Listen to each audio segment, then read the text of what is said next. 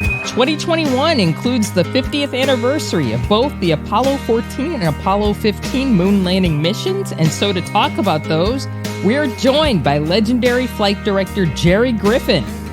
He led his gold team during some of the key moments of Apollo 14, including the landing on the moon, and was the lead flight director for Apollo 15, so we're really lucky to have him this week.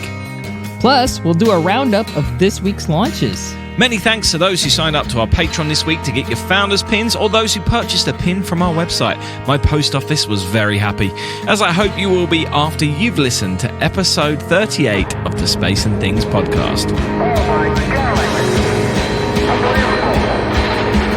Unbelievable! But it is right this time.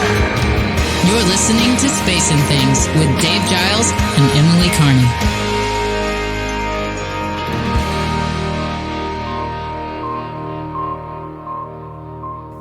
I'm Emily Carney. And I'm Dave Giles. How you doing, Emily? I'm doing great. It's Tuesday. Things are good, so I'm doing good.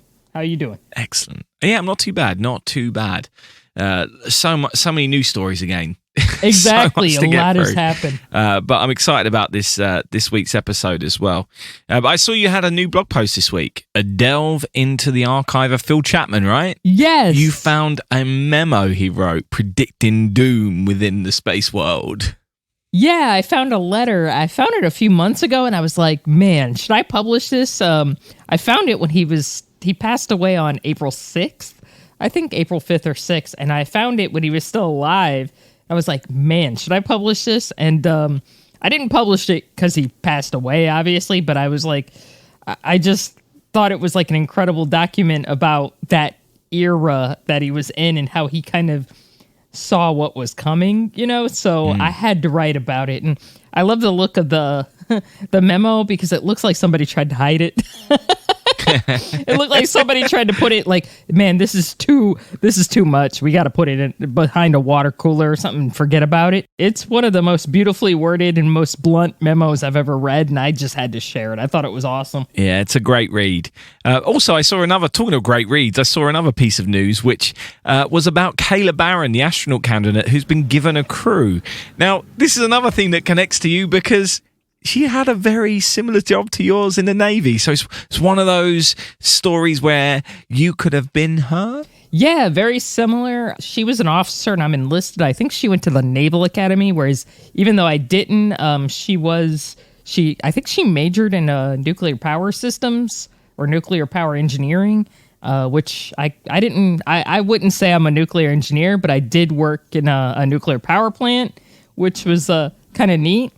And she also was, I think, one of the first women to serve on a submarine, which, you don't hear that a lot. That's, I think that's probably the ideal environment for somebody who wants to go to space, to be honest. Yeah. I never served on a submarine. I was on a carrier, but I've trained on a submarine plant. And I tell you, I don't know how people can do that because it is extremely isolating. And I'm saying that as somebody who was pretty much isolated for 6 months. So kudos to her. I think that's awesome. We have some of the same heritage, and I'm really excited to see somebody like that going to the ISS. That's really cool. Yeah, it's got to be nice seeing someone similar to you or with a similar background to you go to the ISS, which leads me on to the fact that it's the 30th anniversary of the first British person in space. Obviously, I've got a complete different background, but we only have 2 British astronauts, so it's as close as I'm going to get at the moment. It's the 30th anniversary since Helen Sharman's flight up to Mir, which is one of those stories that not enough British people know about. And she's had a little bit of press this week, so if you're a British person or even not, please check out a link to an independent article that that was released today. It's really a good read. And yeah, just not enough people know about Helen Sharman. There's all the stories about Tim Peake, and rightfully deserved, but Helen was the first up there, so we should celebrate her. Anyway, as we said at the top, 2021 is the 50th anniversary of both the Apollo 14 and 15 moon landing missions. So we were trying to figure out how we should celebrate those on the podcast. Well, fortunate enough, friend of the podcast, Max Kaiserman, came to the rescue. We interviewed him back on episode 15 to talk about his Lunar Replicas company, but he put us in contact with flight director Gerry Griffin. Now, this is just incredible and blew my mind when he first appeared in my inbox. We were able to spend a whole hour with him to talk about those missions. This was really so much fun. Gerry is 86 years old, and he still remembers every single detail as you're about to hear right now. We also asked Max to join us, and it was the best of times, so please listen. It really was, and it was great having Max around as well. Although we don't hear too much from him during this interview, before and after, he was just a real relaxing figure to have around and made us all feel like old friends, which, when you're talking to one of your heroes, is actually really nice. As well as helping Emily and I during the interview with some comments in the Zoom text chat while Gerry was talking. So that was really great having him around. Now, for those of you who may not know too much about Apollo 14 or 15, spoiler alert, they landed on the moon. They were the third and fourth lunar landings of the 6 in the Apollo program. Apollo 14 was commanded by Alan Shepard, who was the first American in space in 1961. We just celebrated the 60th anniversary of that flight. And that was just a short 20-minute suborbital flight, and it took him 10 years before he got his next assignment, because he'd been grounded with an inner ear problem. So he went from a 20-minute flight to a week-long lunar mission with a 10-year gap. That's really quite something. And his two crewmates were both rookies as well. Edgar Mitchell was the lunar module pilot, and Stu Russo was the command module pilot. So even though Al was the oldest person to go to the moon, this team was arguably the most inexperienced. It's also perhaps most remembered for the fact that Shepard took the head of a 6-iron, which he attached to one of the tools that they had on board, and turned it into a golf club, and he hit 2 golf balls on the moon. Apollo 15 was the first mission to have a lunar rover, commanded by Dave Scott, who had been on Gemini 8 with Neil Armstrong, and also on Apollo 9, which was the Earth orbit mission, which was the first crewed flight of a lunar module. He was also joined by 2 rookies. Jim Irwin was the lunar module pilot, and Al Warden was the command module pilot, who also became the first person to perform a spacewalk in deep space during this mission.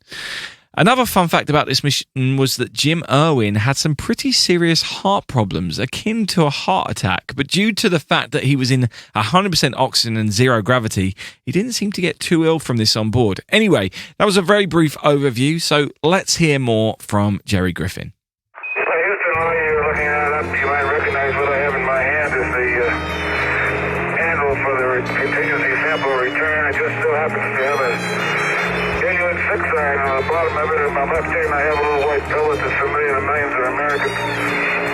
Drop it down. Ready to die. Miles and miles and miles. Welcome, Gerry Griffin. Thank you so much for joining us. And welcome, Max, as well. Thank you for joining us and for introducing us to Gerry. I appreciate that a lot. So I've been following the 50th anniversaries of the Apollo program really closely over the last 4 years. And what strikes me is the timeline. Things seem to happen so quickly after each other. And we're talking about Apollo 14 today, and it was only 9 months after Apollo 13. And obviously, that was such a big mission that required a fairly decent-sized debrief, I imagine. Was there any concern that not everything had been fixed after that mission, or any post-traumatic stress issues that needed to be dealt with within mission control after such a crazy time of 13? No, there wasn't. You know, it was funny. From the time we started Apollo, actually, I got to NASA, we were just starting Gemini. And from that time till Apollo 17, it just seems like a continuous period. Although we had the almost 2 years after the fire, the Apollo 1 fire, and then we had the break after 13, I don't recall ever feeling like it was a break. It was just continuous. One thing is we were very busy between those 2 periods. The flights came rapidly. They were close together. Roughly, if you look kind of, except for 1968 or 1969, where we flew a bunch, about every 6 months. I used to kid the astronauts. You know, they would go fly around the moon, then come back and go off on a world tour. They would land, and about 2 days later, we were back at work working on the next flight. And I said, "You had it easy." They said, "Yes, we did." So it was a busy schedule. keep in mind, though, one other thing. We were all very young, full of energy. We didn't feel like we had to have a lot of time off. It felt like I had been in a fighter squadron in the Air Force before I got to NASA, and it felt a lot that same kind of way. We were doing it with family. We were all kind of thrown together, and our kids knew each other, and it was kind of like a family affair. Thingspodcast.com, where you can also find links to join our Patreon page. One final thing, this is a long answer, but one final thing, it was incredible what the spouses did during that period, because it was pretty much an all-guy process, and we just weren't around. We were 24/7 most of the time on space flights. So the spouses picked up and they ran the house, they ran the banking, the cars, the little league, the soccer, whatever it was. They were in charge, and I never heard one of them complain. It was really, really interesting. So it was a big team effort with a lot of ups and downs, but it was fun. It was fun all the way. Whenever you hear any of you guys interviewed, it does always seem like you just had the best time, and there was a lot of camaraderie there. But after 13, was there any feeling that anything needed to change within mission control, or did you consider it all to be hardware problems? And did you feel vindicated that what you had achieved within mission control with your systems and your testing had actually proven itself to be good enough to handle most scenarios? Yeah, I really think that by the time we flew 13, of course, we'd been out to the moon on 8, 10, 11, and 12. We'd been there 4 times. And we were beginning to feel not placid about, but we were more comfortable with the transportation system. We thought we had that figured out and how to operate it. Now, 13 came along and threw a hiccup in the middle of that, because when the tank exploded, of course, it was all bets off, and we got into an entirely different kind of operation. But you hit the nail on the head. It was a hardware issue. We didn't change anything, as I recall, in the control center. Now, we did have to change a few things. Like, for instance, they added a separate oxygen tank in the service module on the other side of the service module, away from the first 2 tanks. And that tank could be completely isolated from these 2 tanks, so that if one of them went, you could shut off everything over here and you'd still have that O2. They put a battery, a LEM battery, a big one, I think it was about 400 amp hours, big one.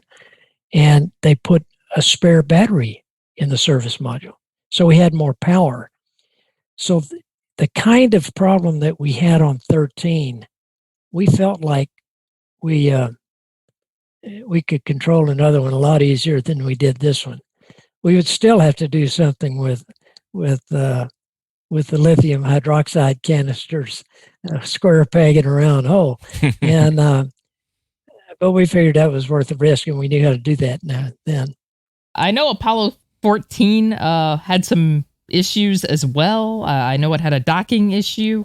Was there ever a moment during that where it was like, oh crap, maybe this might not happen too for you during Apollo 14, and tell us why? You're nailing the docking issue. It was right after TLI, translunar injection. You got to get this command module off and hook it to the lunar module and extract the lunar module. Well, they tried it 5 times and could not get the capture latches to latch on to the lunar module. We were already thinking we may have an Apollo 8 kind of mission on our hand, command and service module only. We could have gone on to the moon and done something, but no landing. The guys in engineering and our guys in the control center had said, look, let's just get you up against the capture latches, up against everything, then thrust the vehicle forward, literally pushing, and fire the final latches. Well, they did, and it worked. It caught onto the rim and pulled it in, and it was a good docking. And they looked that docking probe and drogue over, never could find anything wrong with it. And they brought it back to Earth so that it could be, normally we didn't do that, but they brought it back, and they found out that sure enough, they couldn't find anything wrong on the ground. Mm. And so it was a kind of a mystery.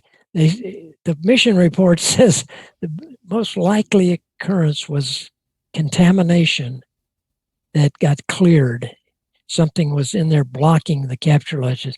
And when he thrust and bam, and it made, it was a big boom, kind of a big latches collapsing. And that it probably cleared whatever was holding the capture latches. They decided after that they put a cover over the capture latches to keep the dirt and dust and piece of metal or whatever from falling in them. Yeah, that was just the first problem with 14, but that was a good one. It could have ended the mission, the landing mission for sure. And talking of the landing, now I have watched From the Earth to the Moon, and I must say you are beautifully portrayed in that. The likeness is great as well. But anyway, was the real landing as dramatic as the one that we see on the screen in that Tom Hanks produced docuseries? Yes. Amazing. We had actually two problems with landing, and the first was the abort switch. The crew had an abort switch. All they had to do, if they had to abort and come back up away from the lunar descent module, they just had to push a button, and it automatically started the sequence, and it would abort. Well, they were checking out, getting ready to land, and that abort light came on at the abort switch. And when the light came on, that means it's on. So the abort light was on, and meaning that the abort, and sure enough, they traced it through, and yeah, the bit was set that had they started the descent engine, they would have immediately aborted because the computer thought that the crew had pushed the button. So we did exactly what you would do in your car when a gauge didn't work. We told them to tap on it, and they tapped on it, and the light went out. And in a few seconds, it came back on. And we said, tap on it again. They tapped on it, and it went out. And we did that. I think we did it 4 times or 5 times, and pretty well concluded right away. The switch had a solder ball or some piece of metal that was getting across the contacts, like the button was closed, like the switch was closed. So, now what do we do? Well, before we could even ask the question, there was a young guy at MIT Draper Lab, young fella, that said he could write a code that they could insert, and it would bypass that abort switch. They could still abort, but it would take several keystrokes, 3 keystrokes, 4 keystrokes on the display and keyboard, but they couldn't just do it with a single button. So sure enough, he sent us the code. They sent us the code, and the Capcom read it up very slowly, and Ed Mitchell copied it very slowly, and then when he entered it very, very slowly, telling us what he was punching. And so anyhow, we put it in there, and he said, yep, now it's bypassed. So we said, okay, let's go land. And by the way, during the descent, the light came on again. It was off when they started, and it came on again. Had we not had the bypass, it would have aborted them right then and brought them back to the command module. And that was automated. There would be nothing they could have done about that at that time. It just would have done it. Yep. Well, similarly though, Gerry, so since they had bypassed it, they were no longer able to abort. Is that right? Yeah, they were. They could do it with, I think they had to go P 60 something. I can't remember the number of the program. P61 enter. So they had a back door to it. They had a backup. They could have entered the abort program manually, but it took 3 keystrokes. They would have been able to make them pretty fast if they had to have them, and it wouldn't have been as fast as that red button. Well, then, so we started down, and like I say, that light did come on, but nothing happened because it was being ignored. The switch was being ignored. And then the landing radar, which we had to have. We had a mission rule that said if you didn't have landing radar, that you would have to abort. That was the rule. The reason was the lunar surface very much like water, the ocean. It's hard to get reference unless you have something well known and very prominent, like a carrier. You might be able to, on water, tell how high you are. And so the radar didn't work. It went into kind of what I'd call a high gain mode at the wrong time too. So what we had him do was, if you listen to the voice, it said, and this all happened probably in 30 seconds. We asked him to pull the circuit breaker on the landing radar. Now that's just like rebooting your iPhone. It gives you something funny, and so you say, well, heck, so you reboot the whole thing and let it have a fresh start. And it came back up and immediately locked on. Fido, the flight dynamics officer, had to make the call, tell him to take the radar. He can accept it into the computer, and it corrected the vector and gave him a very precise altitude above the surface. And when you heard the lunar module calling out altitude, he was calling the altitude off the landing radar because it was very precise. But here we go now. So we had the abort button. Well, we had the docking, we had the abort button, then we had the landing radar. Finally, we got it on the ground. And after that, that mission was really well done. They worked so hard. They didn't have a rover. They had a thing they call the MET. It was kind of a rickshaw. A lot of people called it a rickshaw. And but it was just a 2-wheel thing. They pulled it along. They could put tools and samples that they took. They could put it on there. But it was hard work. One of their major objectives was Cone Crater, and you hear that in the transcript a lot. They wanted to get to the rim of Cone Crater. The thing was a lot steeper, I think, than people imagine. And they didn't quite make the rim, but they got close enough to get what they call the ejecta.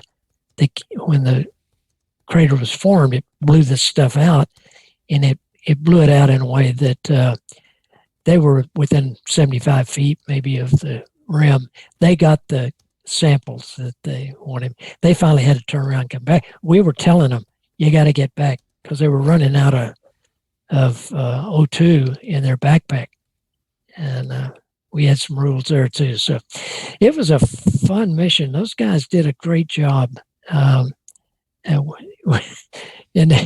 both of them huffing and puffing. And we had a, they called the backpack was the Portable Life Support System, PLSS. So we called it the PLIS. And we had a little code with them that if we asked for a PLIS check, which they stopped and read us what they were reading on amount of water and amount of oxygen, we were telling them to slow down.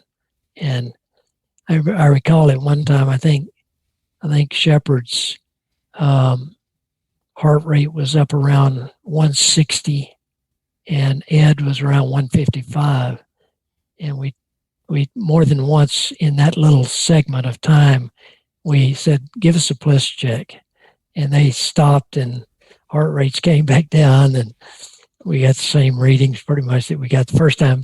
But it was a way that we didn't want to alarm them. We just wanted to tell them to slow down a little bit. And they worked hard. That was a hard mission on them. And then the funny thing about it, the 15 came up next, had the rover, which made things a lot easier. They should have given the rover to the old man. He was 47. Yeah, no, He liked a fast car as well, though. Maybe it was too slow for him. he was 47 years old. 47. Yeah. So the golf chip, were you guys aware of that before? No. I think we all thought it was pretty cool, but we didn't know. None of us knew anything about it. And, but, we didn't know about Dave Scott on 15 where he dropped the hammer and the feather at the same time to see if they'd hit the ground at the same time. And they did. And they always had something up their sleeve that they didn't tell us about. Funny. Does it frustrate you that Apollo 14 is a mission remembered mainly only for a golf swing? It does, Emily, because I think 14 got kind of lost in the shuffle between 13 and 15 with all the bells and whistles, and it was extremely successful. And we also learned a lot about the lunar module, and what we could do is another thing that we learned about, bypassing the abort switch. Every time we had one of those, it was a learning experience, and so it was a great mission, and it kind of got lost. Here's the way I like to position 14. 14 was the start of a pivot point, at least a pivot point for mission control, and I think for the entire program. And I'll tell you what I mean. For the first several missions, our concern, our central thought was get the crew out there and get them back safely. Now, we had done that enough, and we were starting to get, as I said earlier, a little more comfortable with how to do this because it never had been done. So we got a little more comfortable with how to do it. And 14 was a switch where we went to a very rugged area, which was very interesting for the lunar scientists. They were really excited about Frau Morrow because it was rugged, and that's what the geologists like. The focus, I could feel it shift in the control center, that we were starting to think about exploration is the reason we're going. And so we were focusing more on that as opposed to getting out there and back at just the transportation. Now, every time I say that, I don't want anybody to think that we didn't keep our eye on the safety of the crew and the hardware and all that. But that just became a little easier for us. So it freed up some time to think about, well, why are we going and what are we trying to do? That pivot point was finished on Apollo 15. At that point, we had the rover. We went to some very interesting areas with big canyons like Hadley Rill on 15, Descartes, a very rugged area on 16, and then Taurus Littrow on 17, all rugged, big stuff, house-sized boulders around and things like that. So, and the other thing that happened is, and this is not on 14, but it finishes that pivot from 14, 15 area. Dave Scott, I was lead flight director on Apollo 15. Dave Scott came to me probably within a week after 14 landed. And he said, Gerry, I think you ought to come out with us, the crew, he and Jim Irwin, and visit and see what we do on these geology field trips. And I said, great idea. So I did. I learned more in that 3 days about lunar geology, and I've never have figured out what word to use for the moon. It's really not, geo is Earth, geology. This is a sidelight. Is it lunology? I don't know. That's why I tend to call them, I don't call them geologists on the moon, I call them lunar scientists.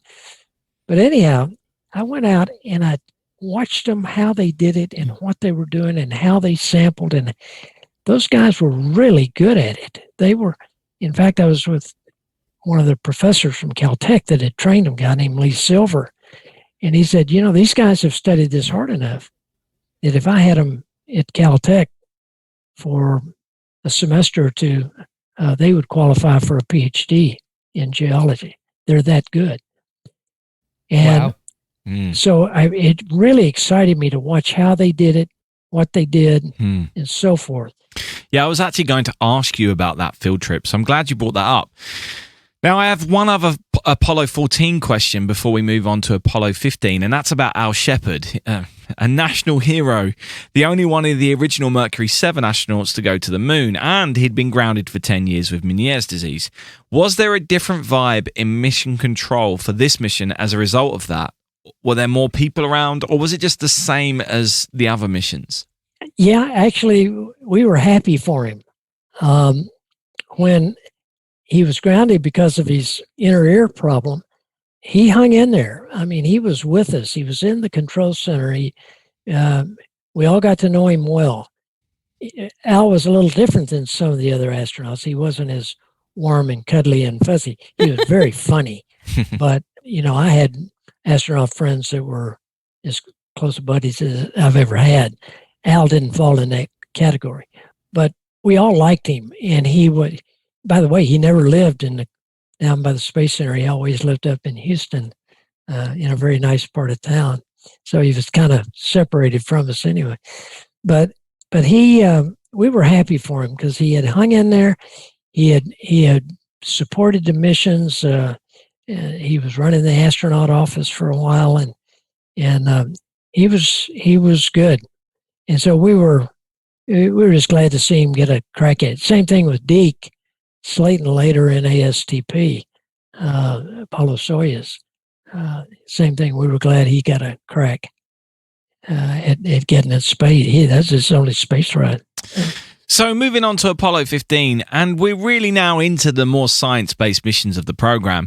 They were also able to stay on the moon for a lot longer due to some changes to the Saturn V, which meant they could take more weight, and they had the rover so they could travel further. Now, you mentioned that you were asked to go on the training field trips, but was there a lot more training for all of the mission control people with regards to the science and the lunology, as we now call it, or were there specialists brought in to help you out? Good question. Yeah, we had some great guys in the control center. We had a whole, what we called a science room. It was a back room.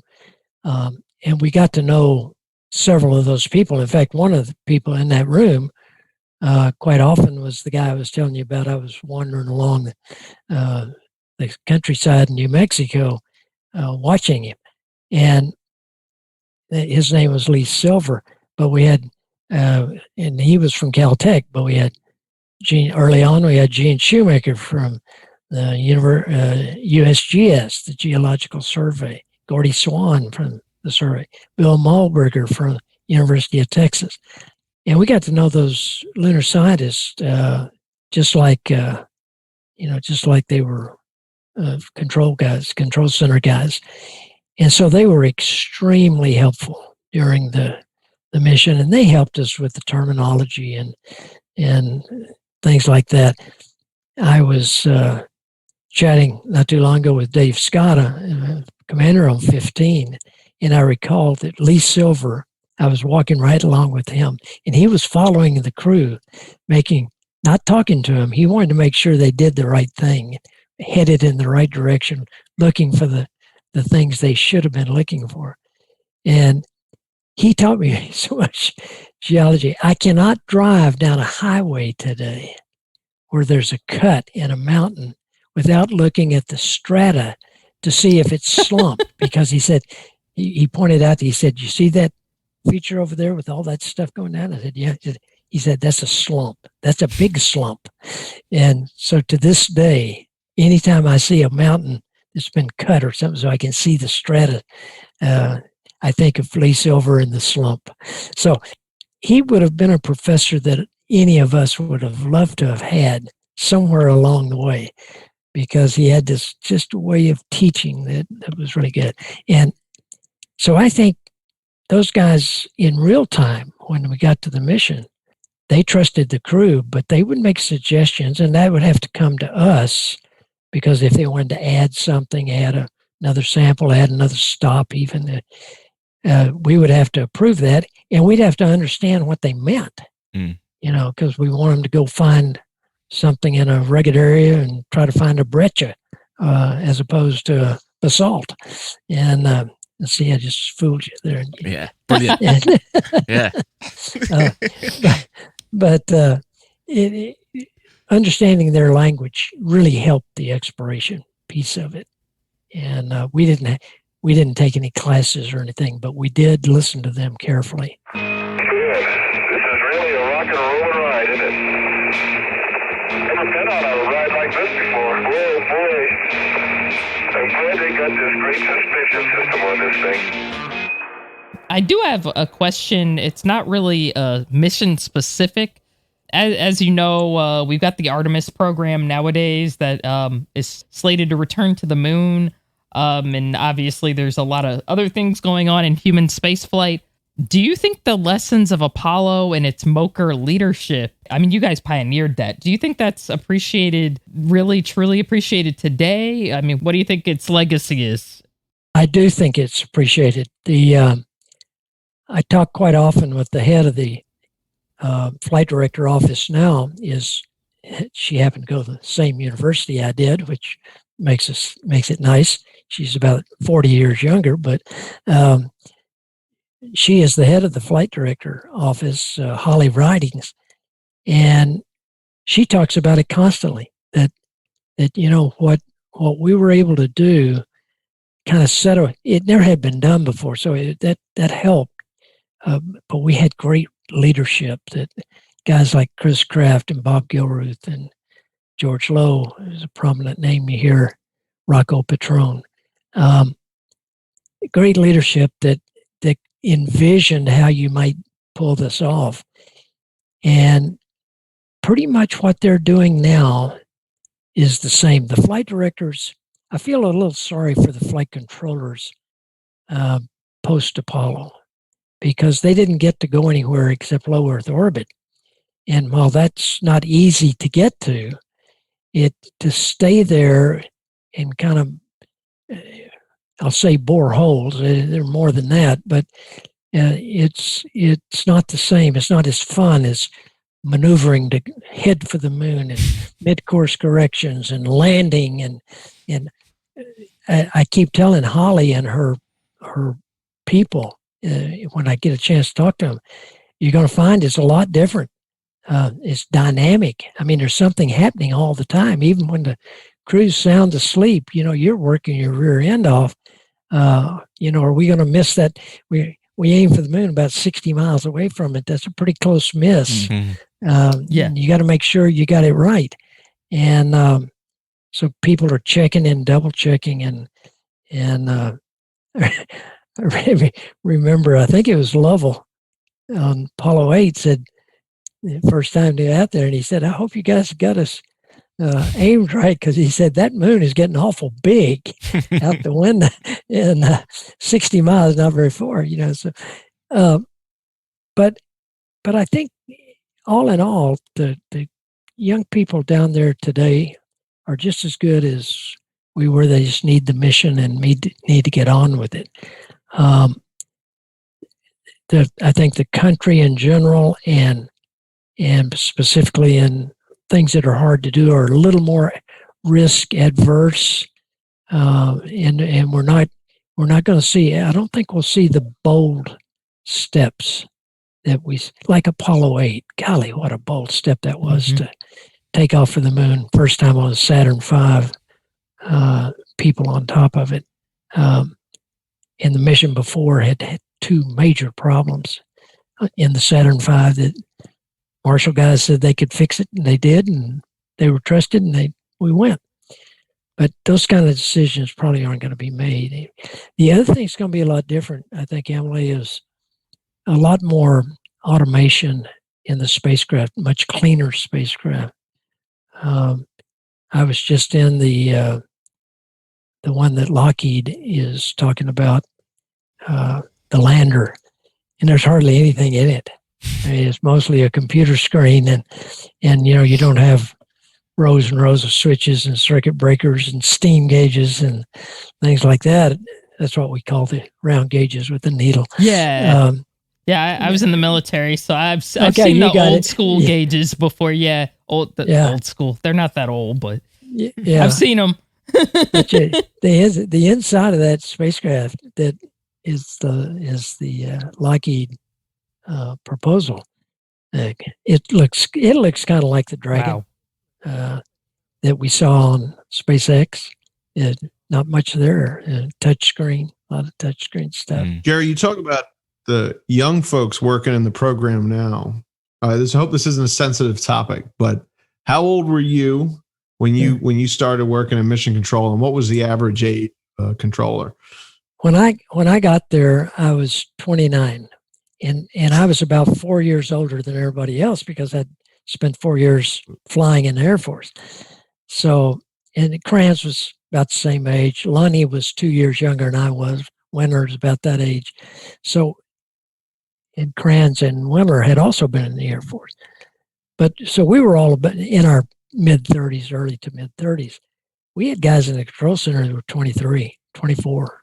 John Aaron came out of college at Southeastern Oklahoma State Teachers College or something with a degree in physics and came straight to us. And I mean, he was young, but we had a lot of young guys. And, you know, I think it was a big advantage because we had the ability to no prior knowledge of how to do something.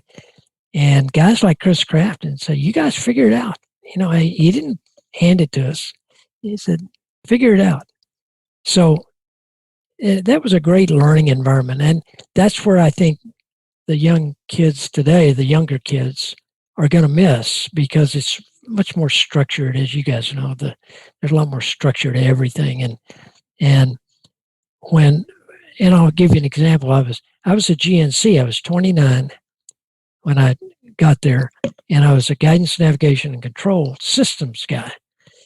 And I did that for all of Gemini, and I was getting ready to do it for Apollo and I was in the control center the night the fire happened. And we were down for almost 2 years. In that period, I was working on the spacecraft, doing a lot of stuff at Downey in California. But during that period, Kraft decided that he needed 3 flight directors. And in those days, if he wanted you to be a flight director, he just reached out and plucked you out and said, you're a flight director, and put you on that square. I was honored. So there were 6 of us that went into Apollo. With Glenn Lunny's death, now there are 3 of us left. But the kids in that control center looked up to us as the old guys, you know. And they're 30, 32.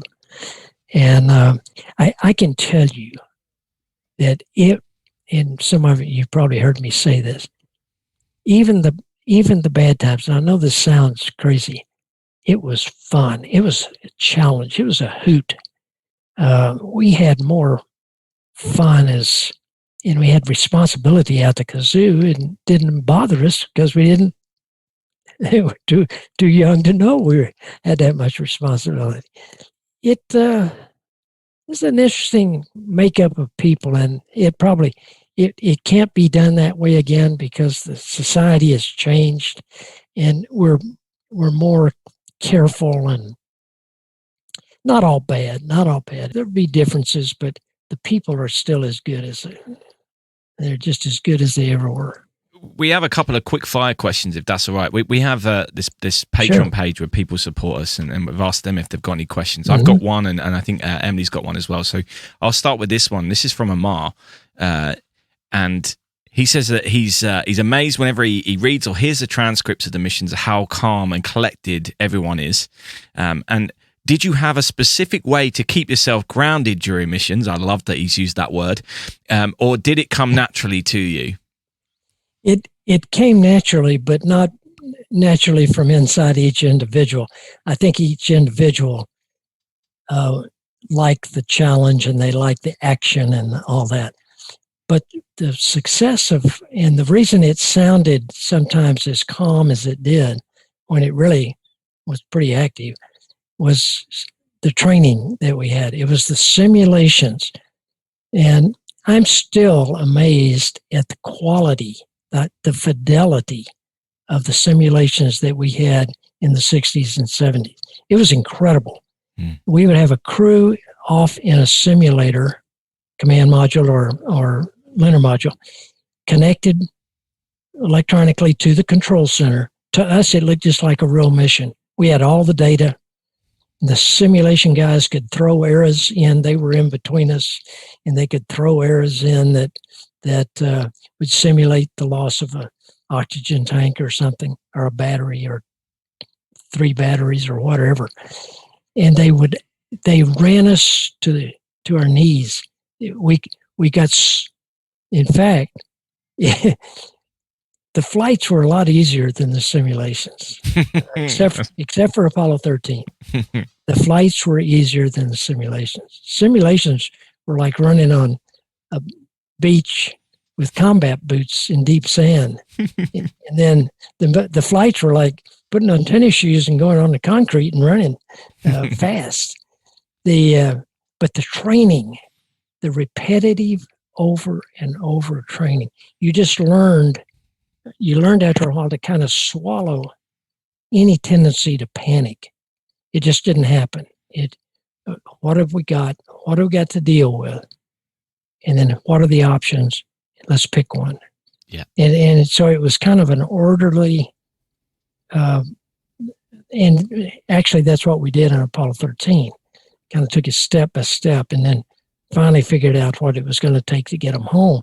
So it's a good question, because when Ron Howard listened to the Apollo 13 tapes, he said it sounded like a normal mission. Well, I thought that was a compliment. I'm glad it sounded that way. It didn't feel that way. We have one more question from Toby Jeffries.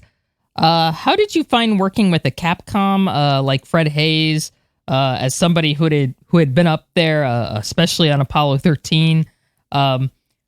Could that create tensions between the flight directors and Capcoms, or the Capcoms had, sort of an edge of experience? No, in fact, exactly the opposite.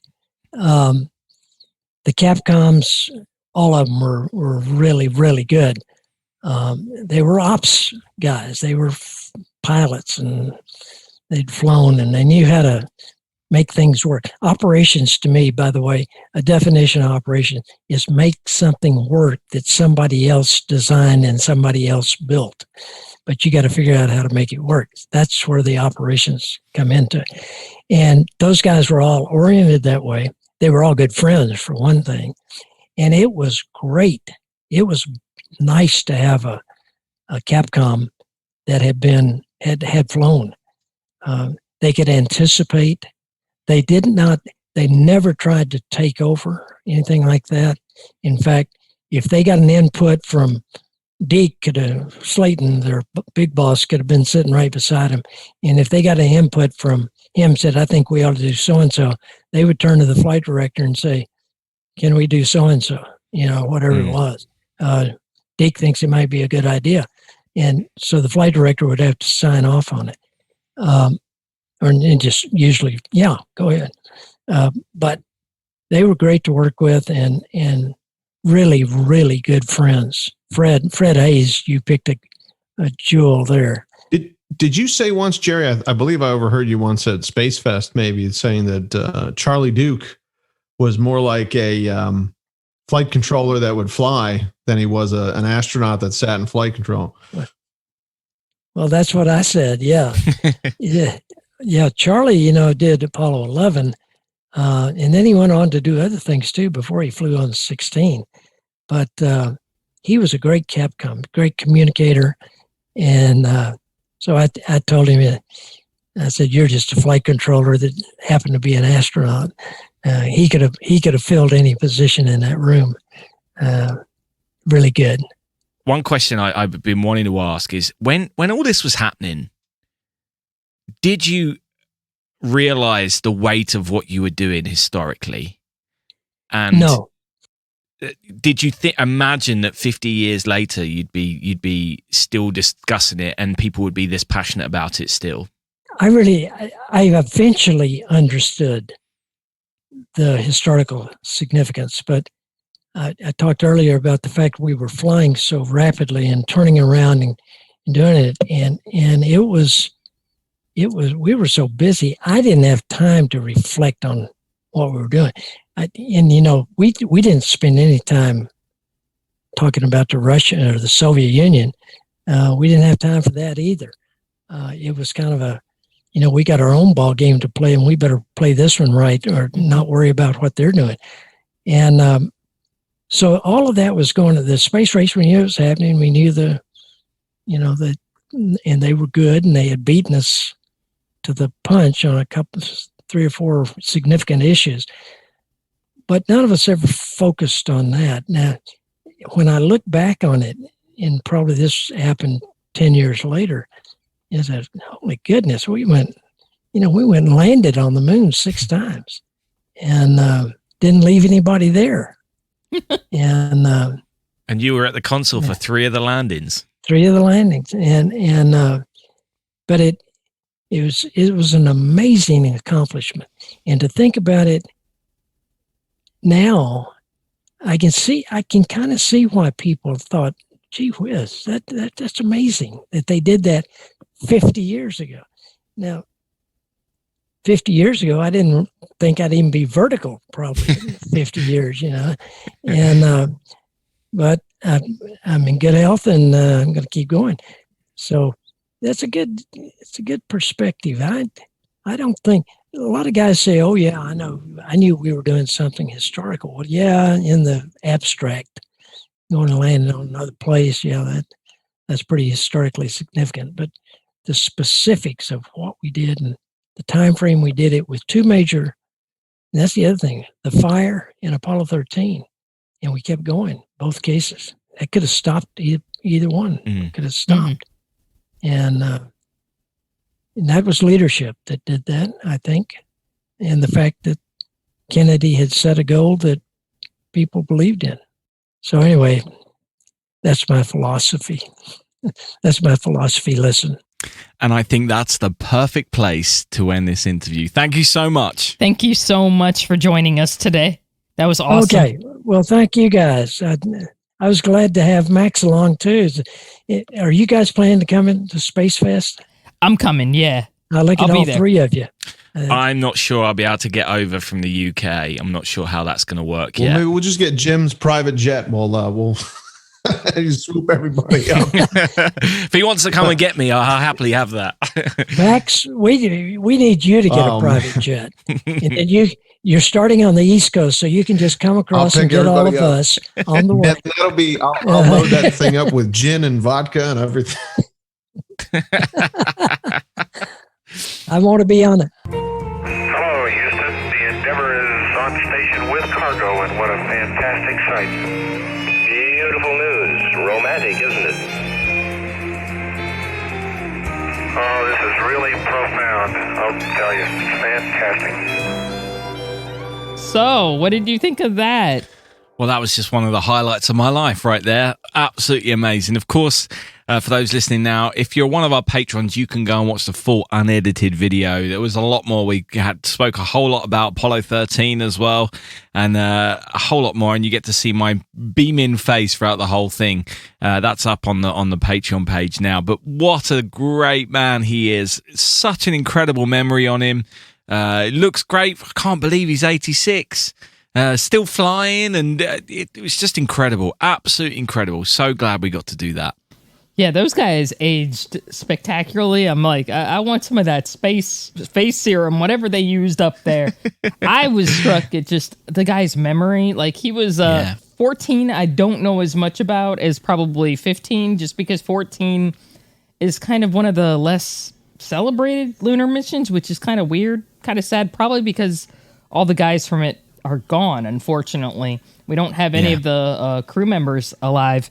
I tell you what, like, everything that I probably didn't remember, he just filled right in because he remembered all of it to the T. I'm like, it's been 50 years and you remember this like the back of your hand. That is nuts.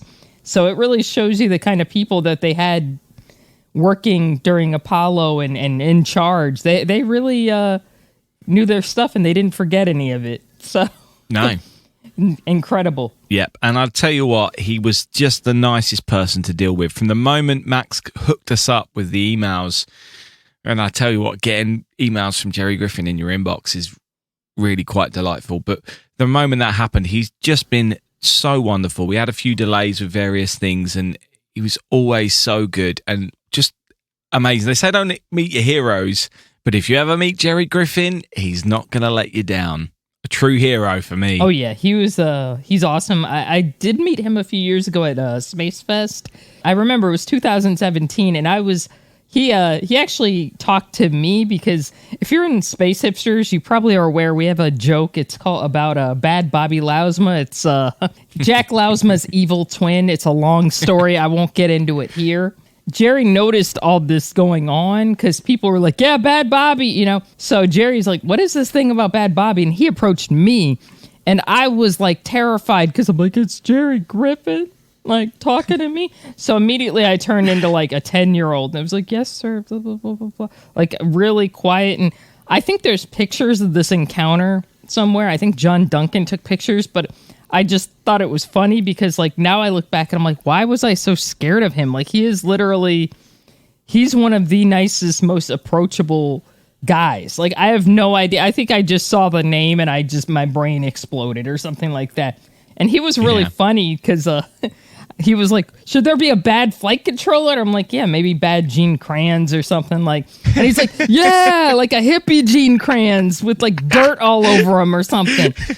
I just kind of lost it, but that was awesome. He is genuinely the real deal. He's really cool. And talking of the real deal, Max Kaiserman is also the real deal, not a replica, unlike his amazing things that he sells on Lunar Replicas. And now, I promise you, that was all me. He's not asked me to do any of that, but I love that guy, and I love what he does on his store. So thank you very much, Max, for setting up that interview, and I hope we get to do a load more stuff with you in future. Yeah, thank you very much. That was awesome. Thank you. Apollo 14, Houston. Hello, Houston. Apollo 14. Roger, how you loud and clear? Pretty loud and clear, Houston. Okay, Gordo, we had a good burn. Good burn, we're on the way home. Okay, so the news section, and first up, last week I mentioned the Kinet X mission, which was launching from Wallops Island, and I said that I didn't know what a sounding rocket is. Well, first up, the mission eventually launched on Sunday night and was successful. Secondly, I did my research, and the NASA website has the following definition. Sounding rockets take their name from the nautical term to sound, which means to take measurements. And since 1959, NASA-sponsored space and Earth science research has used sounding rockets to test instruments used on satellites and spacecraft to provide information about the sun, stars, galaxies, and Earth's atmosphere and radiation. These are 30-minute suborbital missions. They go up, they come down, we get test results, sounding rockets. Now I know, and maybe you do too. Yes, I knew a little bit about him. If you read about James Van Allen, the scientist, he worked a lot with those, so it's kind of neat to read about if you're into that. All right, there have been 3 other orbital launch attempts this week, and unfortunately, the first one was a failure. On Saturday, May 15th, the U.S. company Rocket Lab launched one of their Electron rockets from New Zealand on a mission called, quote, running out of toes.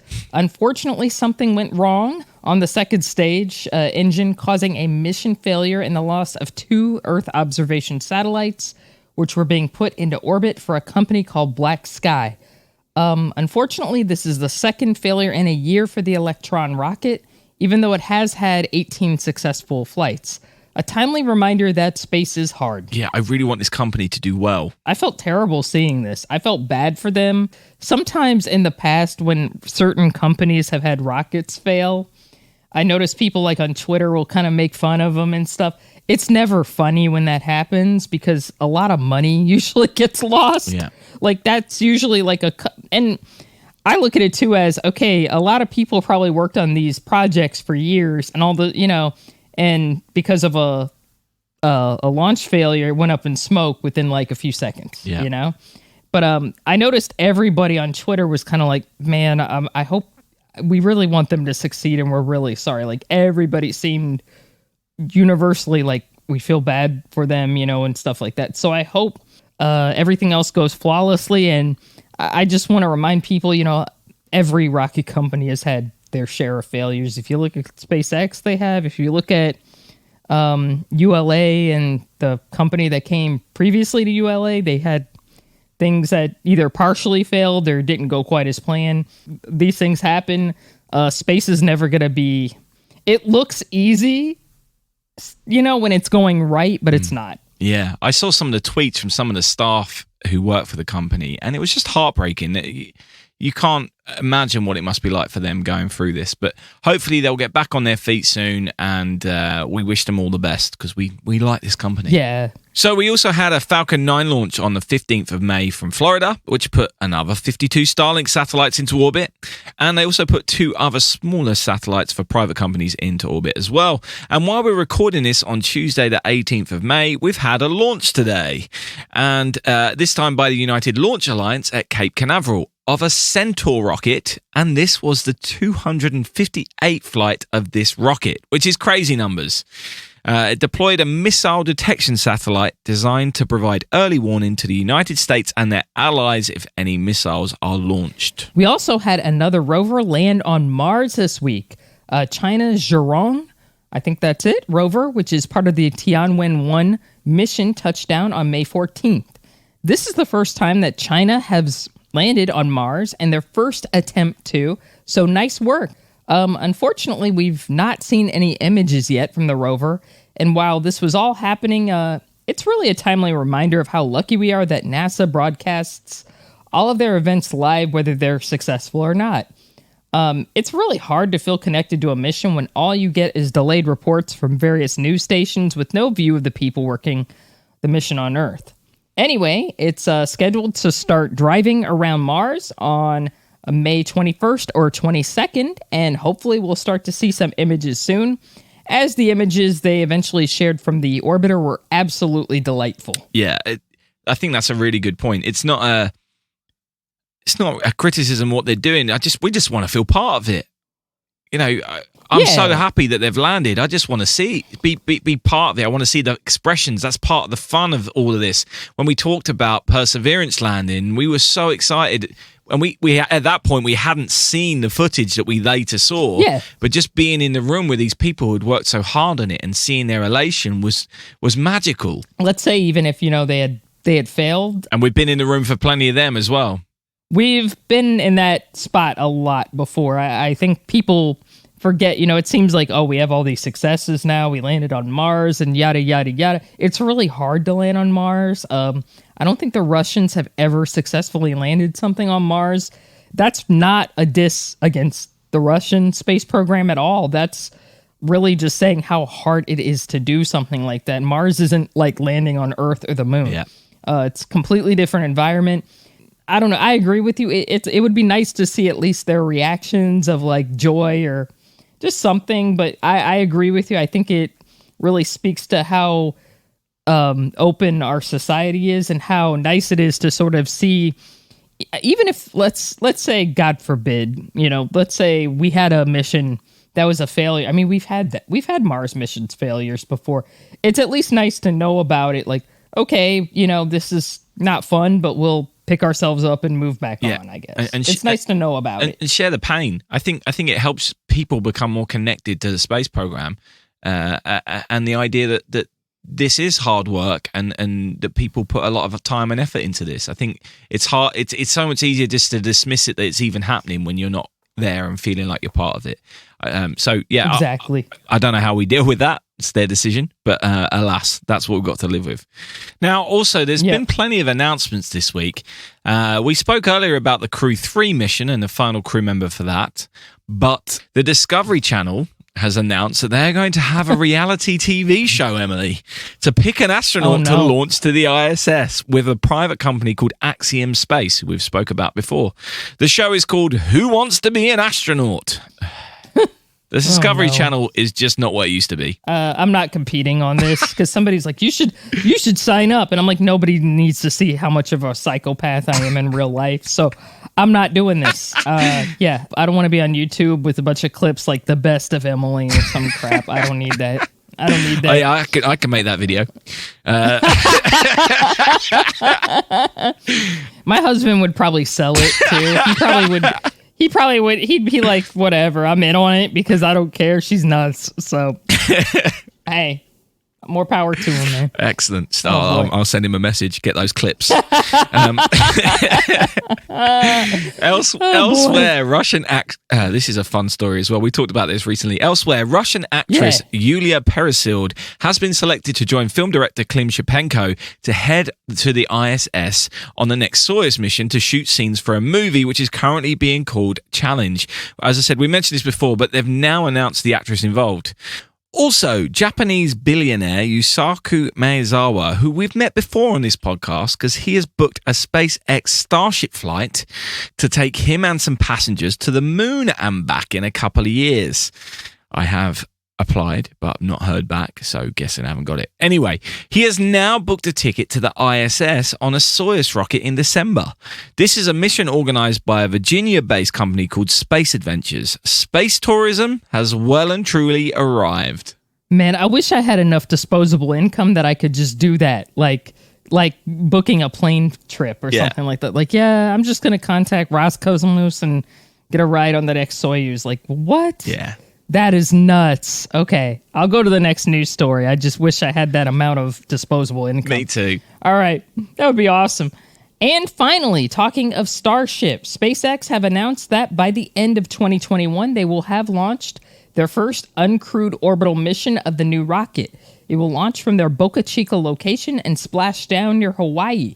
So we've got that to look forward to as well. They're normally pretty good at broadcasting these things, so this will be one of those internet moments you'll probably not want to miss. Yep, hopefully we'll get the date for that soon, and as soon as we know more, we'll let you know. Ron, you're not going to believe this. It looks just like the map. So that's all for this week. It's a longer show, but with all this news and with such a great guest, it would have been rude not to be. Don't forget, you can find out more about any of the news stories in our show notes. Just check your podcast provider or check our website, spaceandthingspodcast.com, where you can also find links to join our Patreon page or buy some merchandise.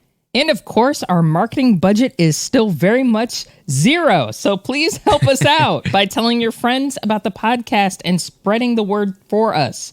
We say it every week, but we really do appreciate all of your support, however you choose to give it. And all that's now left is to remind you that in space, no one can hear you mean. Space and Things has been brought to you by And Things Productions.